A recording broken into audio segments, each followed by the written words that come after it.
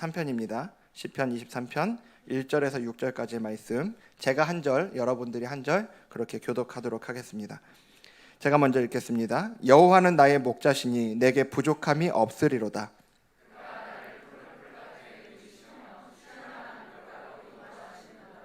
내 영혼을 소생시키시고 자기 이름을 위하여 의의 길로 인도하시는도다.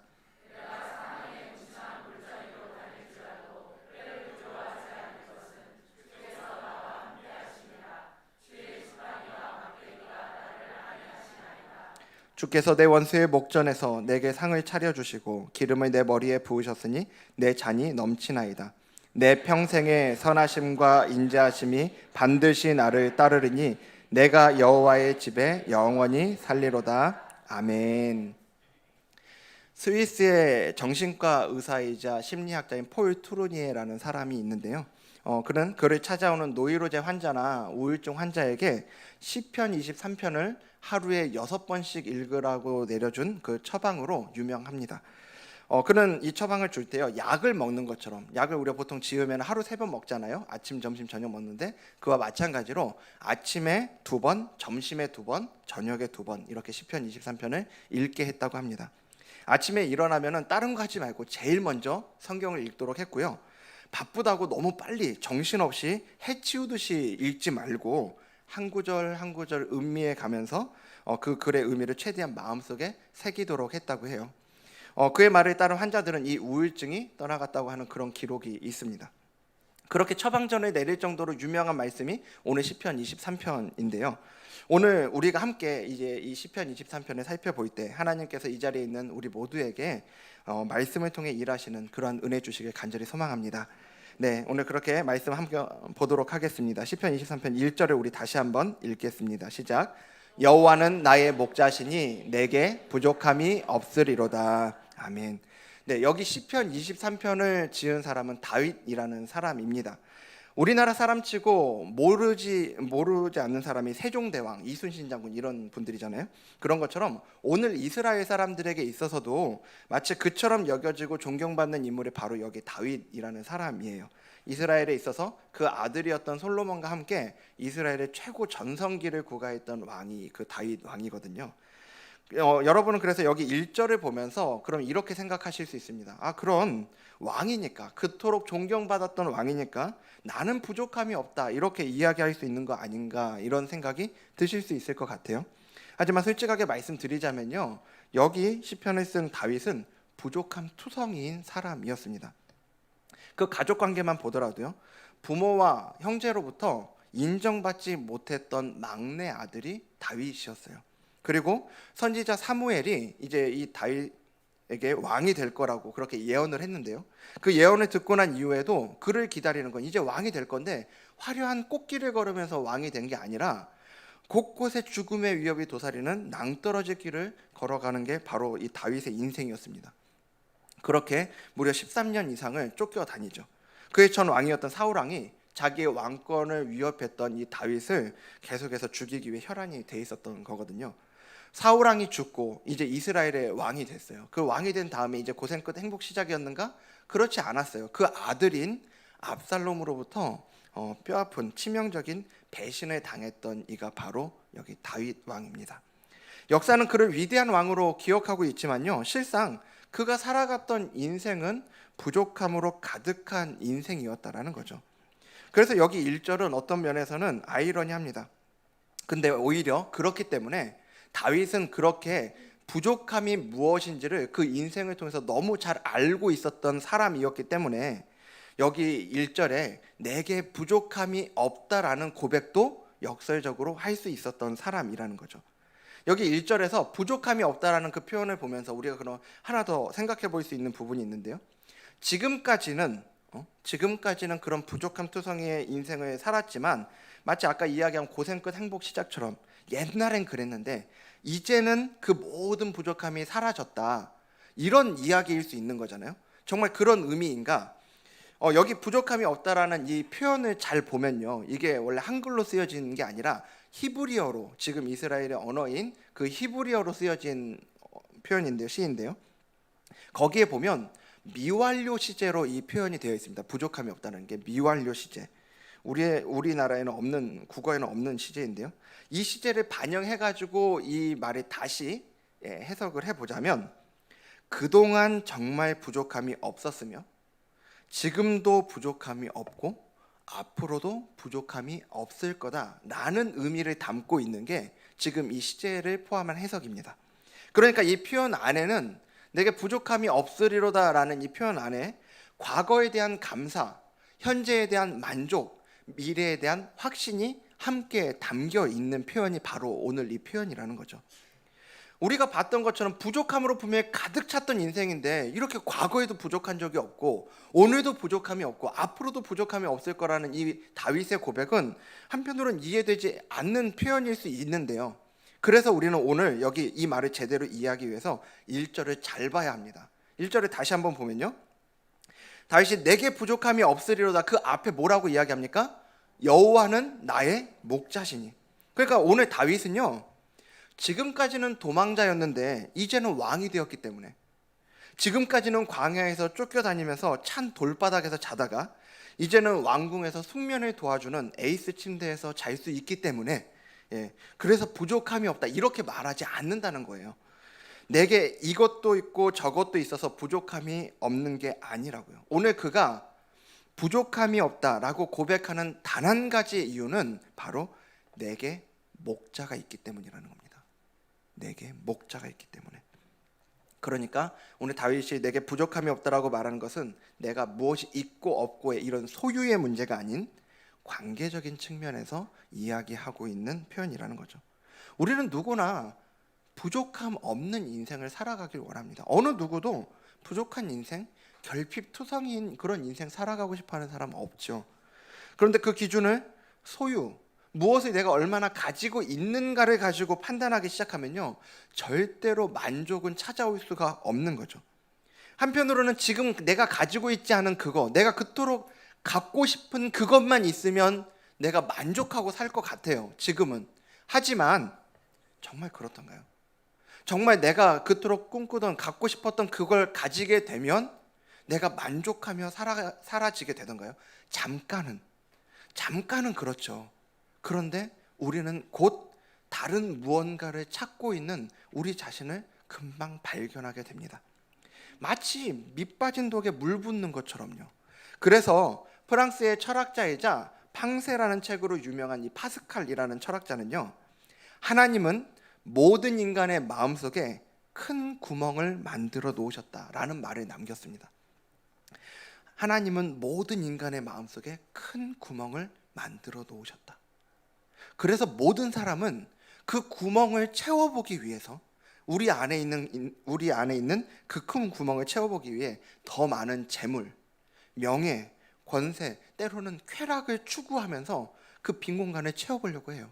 하지만 그 구멍은 그것들로는 채워지지 않습니다. 그리고 그렇게 노력해도 그 구멍이 채워지지 않을 때 오히려 실망과 불만족, 그리고 허무만이 남게 된다는 거죠. 왜 그 구멍이 채워지지 않을까요? 그 구멍은 그 구멍을 만들어 놓으신 하나님만 채울 수 있는 구멍이기 때문에 그렇습니다. 그 파스칼보다 2500년 전에 그 비결을 알았던 다윗의 고백이 바로 오늘 우리가 함께 살펴본 그 1절의 고백인 거죠. 부족함이 없다, 만족하다고 그렇게 말할 수 있는 건 바로 여호와가 나의 목자이시기 때문에, 나의 목자가 정말 좋은 목자이기 때문이라고 우리가 이야기할 수 있는 겁니다. 그럼 하나님께서 그렇게 목자가 되어주신 인생, 부족함이 없는 인생은 어떤 인생일까요? 그 부족함이 없는 인생은 세 가지로 오늘 본문을 통해서 우리가 살펴볼 수 있는데, 첫 번째는 보호받는 인생이라는 겁니다. 어떤 인생이요?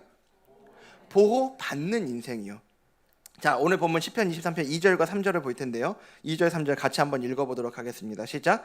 그가 나를 푸른 풀밭에 누이시며 쉴만한 물가로 인도하시는 도다. 내 영혼을 소생시키시고 자기 이름을 위하여 의의 길로 인도하시는 도다. 아멘. 여기 네 가지 동사가 나오죠.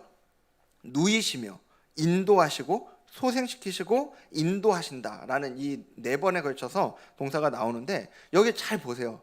이 표현들은 다 어떤 것도 가서 들어 눕고 인도하고 소생되고 또 인도하는 게 아니라 전부 수동태예요.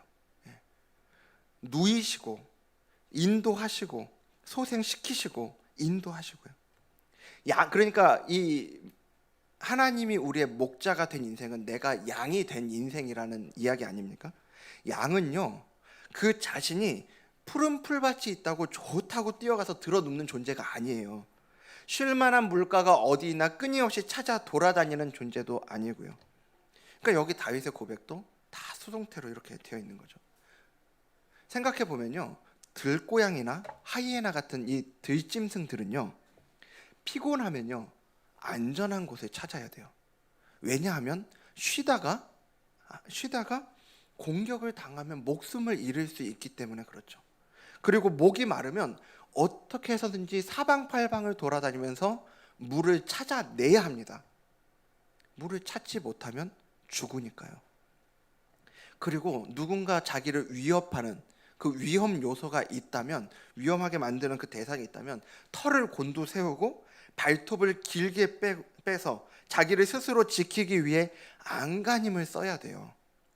아무도 그들을 책임져 주지 않고 아무도 그들을 보호해 주지 않기 때문에, 나 스스로를 지키지 않으면 살아갈 수 없는 인생이기 때문에 그렇죠.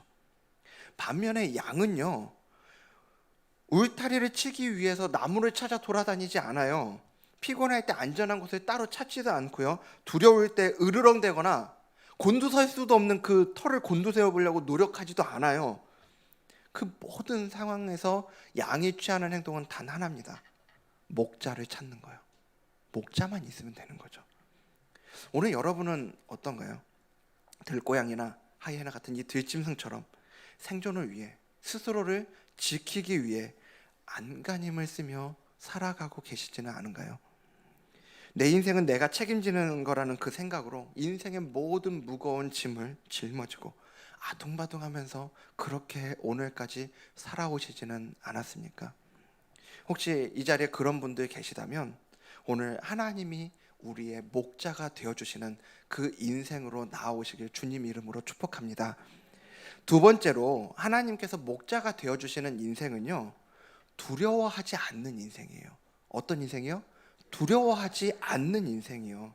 하나님이 목자가 되어주신 인생이라고 그래서 그 인생이 항상 푸른 풀밭, 쉴만한 물가로만 인도함 받는 그런 인생은 아니에요. 때로는 전혀 생각하지 못한 곳에 우리가 있을 때가 있습니다. 그 오늘 본문 4절 말씀인데요, 4절 말씀 같이 한번 읽어보겠습니다. 시작. 내가 사망의 음침한 골짜기로 다닐지라도 해를 두려워하지 않을 것은 주께서 나와 함께 하심이라. 예, 여기까지요. 예. 내가 사망의 음침한 골짜기로 다닐지라도 무슨 말이에요? 거기 있다는 얘기잖아요. 바로 거기를 지나고 있다고요. 그 한가운데 지금 있는 거예요. 목자가 함께하고 있는데. 그런데 이 고백이 바로 그곳에 있다고 할지라도 해를 두려워하지 않는 것은 무엇 때문이라고요? 주께서 나와 함께하기 때문이라고 고백하고 있는 거죠. 양의 만족과 위로는요, 그를 항상 푸른 풀밭 쉴만한 물가로만 데리고 간다는데 있지 않다는 거예요. 오히려 양의 진정한 만족은 그 어떤 상황 속에서도 목자가 그와 함께하고 있다는 데 있는 거죠. 우리 아이들이 가끔 잠을 자다가 보면 그 왜 무서운 꿈 꾸고 그럴 때 있잖아요. 무서운 꿈을 꾸고 나면 꼭 잠결에 엄마를 그렇게 찾아요. 아빠는 단 한 번도 안 찾더라고요. 네, 꼭 엄마만 이렇게 찾는데, 아무튼 그렇게 막 엄마 불러가지고 엄마가 이렇게 가서 보면 잠이 깬 게 아니에요. 잠이 완전히 깬 게 아니라 비몽사몽간에 엄마 부르는 거죠. 근데 그 비몽사몽간에 있을 때도 그 옆에 가가지고 엄마 여기 있어 이렇게 이야기를 하면은 애가 또 금방 잠을 잡니다. 그런데 분명히 비몽사몽간인데 가끔 엄마가 너무 피곤해서 못 갈 수 있잖아요. 예. 그렇게 못 가다 보면 끝까지 엄마를 부르다가 엄마 부르다 자기가 깨가지고 엄마 옆으로 오더라고요. 예. 엄마 옆에서만 누릴 수 있는 그 안도감이 있는 것 같아요. 양에게 있어서도 목자 옆에 있기 때문에 누리는 그 안도감이 있는 거죠. 여러분, 오늘 여러분의 삶 가운데 사망의 음침한 골짜기로 지나고 있는 분, 그렇게 느껴지고 있는 분 계십니까? 여러분의 목자 되신 우리 하나님께서 여러분과 함께하고 계시다는 걸 믿으시길 바랍니다. 그런데 아무것도 안 보여요. 아무것도 안 보여요.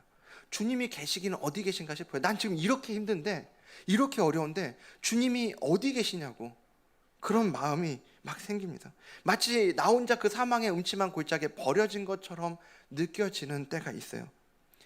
네, 맞아요. 사실은 그래서 사망의 음침한 골짜기인 거예요. 여기 우리 번역으로는, 한글로는 사망의 음침한 골짜기라고 이렇게 돼 있는데요. 아까 제가 이 시편은 한글로 쓰여진 게 아니라 원래 히브리어로 쓰여진 거라고 그랬잖아요. 그 히브리어가 원래 뭐라고 쓰여져 있냐면 사망의 음침한 골짜기라고 쓰여져 있지 않아요. 원래는 완전한 어둠의 골짜기, 깊은 어둠의 골짜기라고 되어 있습니다. 정말 깜깜해서 아무것도 보이지 않는 그런 어두운 곳을 의미하고 있는 거죠.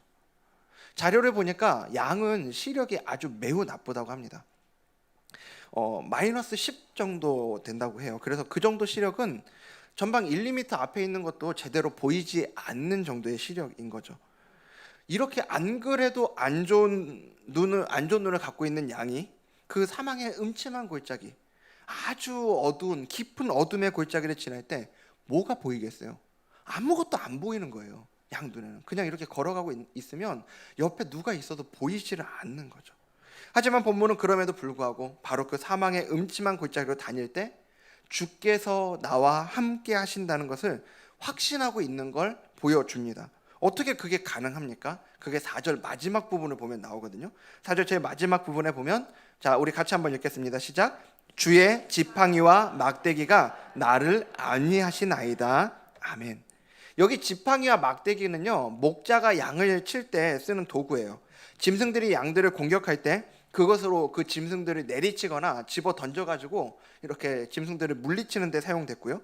그리고 양들이 잘못할 때나 그리고 엉뚱한 길로 갈 때 이 막대기로 그 양들을 가볍게 때려서 바른 길로 이끌기도 하고, 그리고 양들이 웅덩이 같은 데 빠지면 그걸 끌어올리는데 사용하거나, 때로는 다른 길로 가는 양을 이 지팡이의 구부러진 끝을 사용해서 잡아당기기도 했다고 합니다. 그러니까 눈이 나쁜 양은 자기 옆에, 바로 뒤에 목자가 있어도 보이지 않아요. 잘 몰라요. 근데 알아요. 어떻게 알아요? 자기가 잘못 가고 있으면, 자기가 이렇게 낭떠러지로 떨어질 것 같으면 툭툭 치는 그 지팡이와 막대기로 안위하시는 그 손길이 느껴지는 거거든요. 눈에는 안 보이는데 사나운 짐승이 덤벼들 때 보호해주고, 또 자기가 길을 잘못 갈 때 바른 길로 가도록 툭툭 쳐주는 그 지팡이와 막대기를 느끼기 때문에 목자가 나와 함께함을 알 수 있다라는 얘기인 거죠. 혹시 오늘 이 자리에 정말 그 사망의 음침한 골짜기를 지나고 있는 것 같고 어떻게 해야 할지를 모르겠고, 그런 중에 야, 우리 교회 한번 가보자, 예배 한번 드려보자, 이 얘기를 듣고 오늘 이 자리에 나온, 어거지로 나온 분들 혹시 계십니까? 그렇다면 오늘 그 여러분을 초청해온 그분의 마음이, 여러분들을 향해 어렵게 그 말을 꺼낸 그분의 말 한마디가 사망과도 같은 그 깊은 어둠의 골짜기를 지나고 있는 여러분과 함께 하시며 또 여러분을 이끄시는 주의 지팡이와 막대기라는 걸 기억하셨으면 좋겠습니다. 마지막으로 하나님이 목자가 되어주시는 인생은요, 상황을 뛰어넘는 은혜를 경험하는 인생이라는 겁니다. 상황을 뛰어넘는 은혜를 경험하는 인생. 5절을 보도록 하겠습니다. 5절 보면요, 같이 한번 읽겠습니다. 시작. 주께서 내 원수의 목전에서 내게 상을 차려주시고 기름을 내 머리에 부으셨으니 내 잔이 넘치나이다. 아멘. 사실 이 말씀을요, 있는 이 표현 그대로 그려보면 이해가 되지 않는 말씀이거든요. 이게 목자가 상을 차려주신대요. 이 상은요, 우수상, 장려상 이런 거 아니에요. 이런 상이 아니고 밥상이에요. 밥상. 잔치상이라는 말이죠. 근데 그 상을 어디에 차려주신다고요? 원수의 목전에서, 원수가 바로 쳐다보고 있는 바로 그곳에다가 그 상을 차려준다고요. 아니, 여러분, 밥은 어떤 걸 먹느냐도 중요하죠. 어떤 걸 먹느냐도 매우 중요하지만 누구와 함께 먹느냐가, 내가 그 밥 먹을 때 내 옆에 누구 있느냐가 더 중요한 거 아닙니까? 마음이 좀 불편한 사람하고 밥 먹는 것도 소화가 안 될 판에 나의 목자가 되시는 우리 주님께서 상을 차려주시는데 어디다 차려주신다고요? 내 원수의 목전에다가, 지금 나를 못 잡아먹어서 안달인 그가 두 눈 시퍼렇게 뜨고 나를 쳐다보고 있는 그곳에다가 상을 차려주신다고요. 여러분, 이 목자의 심정이 이해가 되세요? 이해가 되시는 분은 대단한 믿음을 갖고 있는 그런 분인 것 같습니다. 아니, 이게 무슨 골탕 좀 먹어보라는 얘기도 아니고요. 우리가 기대하는 건 뭐죠? 원수가 버젓이 노려보고 있는 그 앞에다가 상을 차려주는 게 아니고, 일단 저 원수를 내 목전에서 치우고, 그 다음에 내게 상을 차려주시는 걸 원하지 않아요? 지금 내 앞에 나를 두렵게 만드는 그 상황을 다 해결해 준 다음에 내게 상을 차려주시는 것을 우리는 기대한다고요. 그게 우리 생각이거든요. 나를 두렵게 만들고 껄끄럽게 만드는 그 상황이 해결돼야 그 다음에 은혜를 누릴 수 있다고 그렇게 생각하며 살아가요. 그렇게 우리 스스로를 우리는 그 상황에 묶어버립니다. 그 상황에 나의 생각을, 내가 느끼는 감정을, 그리고 내가 품는 소망을 그 상황에 묶어버리는 거죠. 상황이 안 달라지면 어떠한 것도 내가 누릴 수 없는 것처럼 우리는 착각하고 살아가게 돼요. 그런데 하나님은 그렇게 하지 않으신다는 거예요. 하나님은 원수의 목전에다가, 원수가 시퍼렇게 눈 뜨고 쳐다보고 있는 바로 거기다가 밥상을, 잔치상을 차려주세요.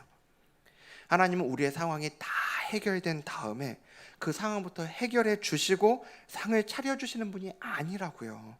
그 어떤 상황 속에 있다 할지라도, 심지어 원수가 당장 우리에게 달려들어서 어떻게 되어버릴 것만 같은 그 상황, 당장 어떻게 하지 않으면 안 될 것 같은 그 상황에서도 우리에게 밥상을 차려주시는 분이 바로 우리 하나님이시라는 겁니다. 혹시 여러분들 가운데 상황으로 인한 두려움 가운데 있는 분들 계십니까? 아주 곤란한 상황들이 있는 분들 계십니까? 그래서 마음이 너무 어려운 분들 계세요? 그렇다면 오늘 이 시간 그 상황을 뛰어넘어서 먼저 하나님이 차려주시는 밥상을 받는 그런 은혜가 있기를 간절히 소망합니다. 여러분, 어떤 밥상 기대하세요? 여러분이 기대하는 하나님 주시는 그 밥상은 어떤 밥상이에요? 목자 되시는 우리 주님께서 우리에게 차려주시는 밥상은요, 바로 말씀이에요. 말씀. 진짜 은혜를 경험하는 사람들의 특징이 바로 여기에 있습니다. 기도한다고, 간구한다고, 그 상황을 두고 하나님 앞에 간구한다고 해서 모든 상황이 다 우리가 원하는 대로 풀리지는 않아요. 성경에도 보면 똑같이 기도했는데 야고보는, 똑같이 감옥에 갇힌 야고보는 순교했고요, 그리고 감옥에 갇혔던 베드로는 기도할 때 풀려납니다. 오늘 우리도 똑같은 것 같아요. 우리의 상황을 두고 기도할 때 어떤 상황에서는 하나님이 우리의 생각대로 들어주실 때도 있지만, 어떨 때는 전혀 내 생각과는 다른 길로 인도해 가시는 것을 볼 때가 있는 거죠. 하지만 은혜를 경험하는 이들이 모두 갖고 있는 공통점이 하나가 있다고 한다면, 그들은 모두 반드시 주님이 차려주시는 이 밥상을 먼저 먹는다는 거예요. 말씀이 들리는 은혜가 있는 거죠. 그래서 우리의 상황이 해결되기 전에 그 말씀이 우리에게 들리면 그 말씀으로 말미암아 우리의 마음이 새로워지고 우리의 영혼이 솟게 되며, 그리고 하나님 주시는 그 힘과 능력을 경험하게 되는 줄 믿습니다. 오늘 여러분들에게 다른 그 무엇보다 말씀이 들려지는 그런 은혜가 있기를 간절히 소망합니다. 우리의 목자가 되시는 우리 하나님은요, 정리하면 푸른 풀밭, 쉴만한 물가에만 계시는 분이 아니에요. 사망의 음침한 골짜기는 너 혼자 가라, 이런 분이 아니고요, 그 어떤 상황에서도 우리와 함께 하시며 우리가 두려움을 이겨내게 하시는 분이 바로 우리 하나님이시고요, 그리고 원수의 목전에 있을 때에도 말씀으로 함께 하시는 분이 바로 우리 하나님이심을 기억하시길 바랍니다. 그래서 오늘 여러분을 지팡이와 막대기로 이곳까지 이끄신 하나님께서 오늘 이 시간 말씀으로 은혜 주시길 주님 이름으로 축복합니다. 말씀을 마치겠습니다.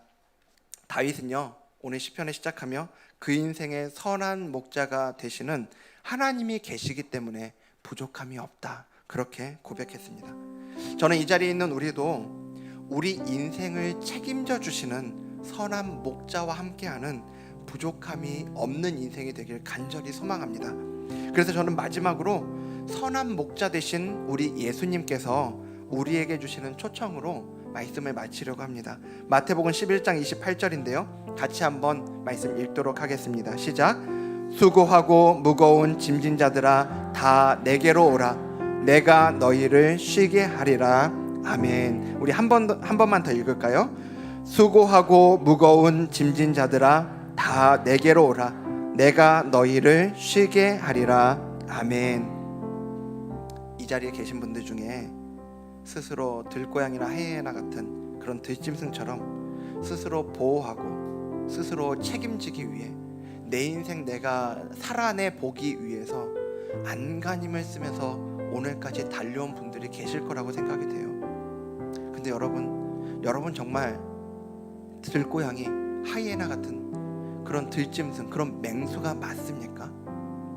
정직하게 우리 자신을 돌아보자면 나한테는 그런 하이에나가 갖고 있는 날카로운 이빨도 발톱도 그리고 민첩한 몸놀림도 없어서 살아가 보려고 아둥바둥 애쓰며 살아가 보지만 이리 치이고 저리 치이는 그 인생의 무거운 짐들로 짓눌려서 살아오지는 않으셨습니까?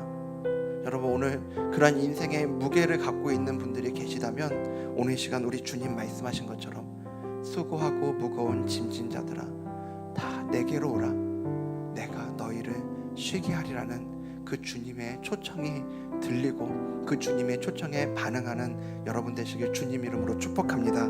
그래서 우리의 무거운 짐을 내려놓고 목자 되시는 우리 주님께서 주시는 참된 안식과 평안의 자리로 나아가는 저와 여러분 되기를 주님 이름으로 축복합니다. 오늘 말씀을 생각하면서 우리 함께 찬양하며 나아가도록 하겠습니다. 내 영혼 지치고 피곤할 때 찬양하도록 하겠습니다. 내 영혼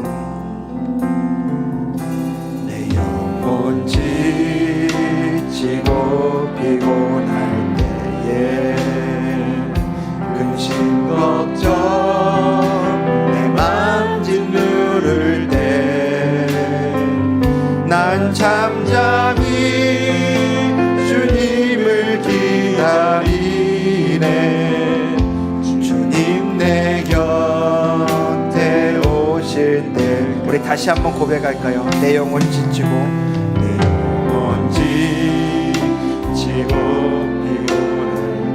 근심과 걱정이 내 마음을 짓누를 때요. 그럴 때 우리는 어떻게 해야 합니까? 잠잠히 주님을 기다립니다. 언제까지요? 주님 내 곁에 오실 때까지. 주 날 일으켜 산 위에 세우네.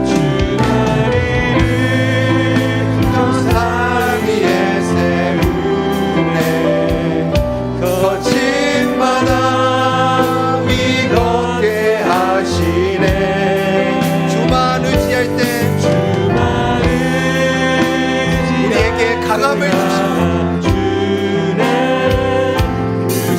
능력 내게 부어주시네. 우리 다시 한번 처음부터 고백하겠습니다. 내 영혼 지치고 피곤할 때에 근심 걱정 내 맘 짓누를 때 난 잠잠히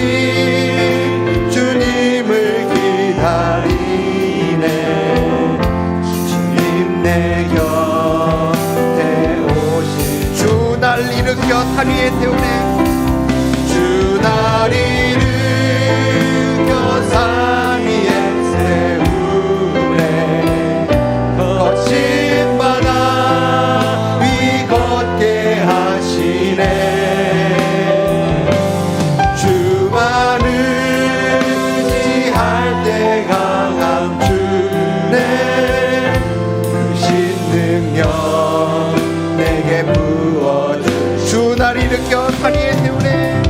주 날 일으켜 산 위에 세우네. 거친 바다 위 걷게 하시네. 주만을 의지할 때